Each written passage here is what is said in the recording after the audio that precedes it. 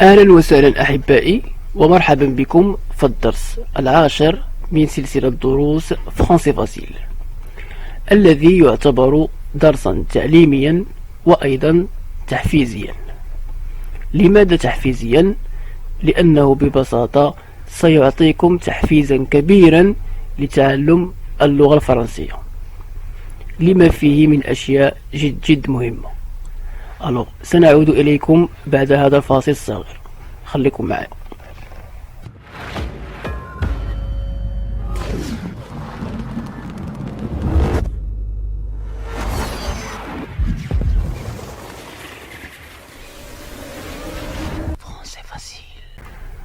أهلا مجددا أعزائي، معكم عصام مغفول، أستاذ اللغة الفرنسية وخريج المعهد الفرنسي. عنوان الدرس هو أفضل 5 تقنيات لتعلم اللغة الفرنسية بسهولة. قبل أن أبدأ الدرس أريد أن أعدكم بشيء: إن اتبعتم هذه التقنيات وطبقتمونها كما هي، فأقسم لكم أنه في غضون شهور ستتمكنون من التكلم باللغة الفرنسية بطلاقة تامة. لن أطيل عليكم أكثر، سنبدأ بالتقنية الأولى. نبدأ بالتقنية الأولى. Regardez des films français avec sous-titres français، يعني مشاهدة أفلام فرنسية مع الترجمة باللغة الفرنسية. هذه التقنية جد مهمة. لماذا؟ لأن باستخدامها ستضربون عصفورين بحجر واحد، أي أنكم ستتعودون على استماع اللغة الفرنسية من خلال أحداث الأفلام، وأيضا سوف تقرؤون الترجمة في نفس الوقت. لماذا اخترت الترجمة باللغة الفرنسية، يعني نفس لغة الفيلم؟ لأنه ببساطة عند قراءتكم لها فأنتم تتعودون أيضا على قواعد اللغة الفرنسية بطريقة غير مباشرة وتستوعبونها بشكل سريع. أترككم مع هذا الفيديو التوضيحي كمثال بسيط.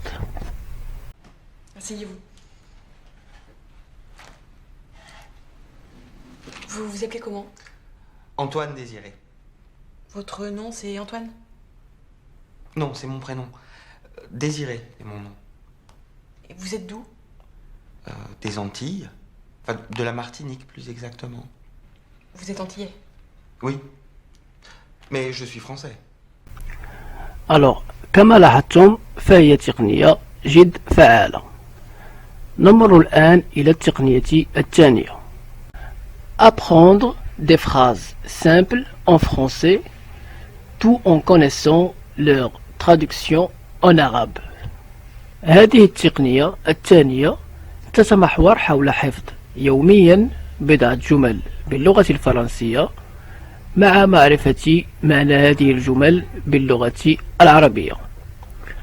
هذه الطريقة ستمكنكم إن شاء الله من تكوين رصيد معرفي كبير في اللغة الفرنسية، بشرط واحد: إذا داومتمونها بشكل يومي.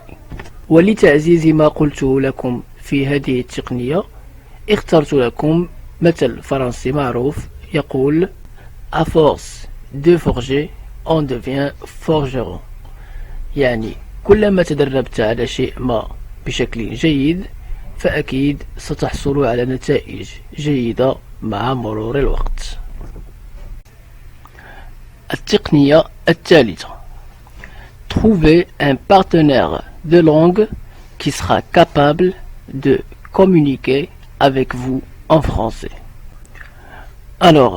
في هذه التقنية ستتمكنون من تعزيز ما قلته لكم في التقنية الثانية، أي بعد حفظ بعض العبارات الفرنسية يجب عليكم إيجاد شريك متمكن من اللغة الفرنسية للقيام معه ببعض الحوارات البسيطة.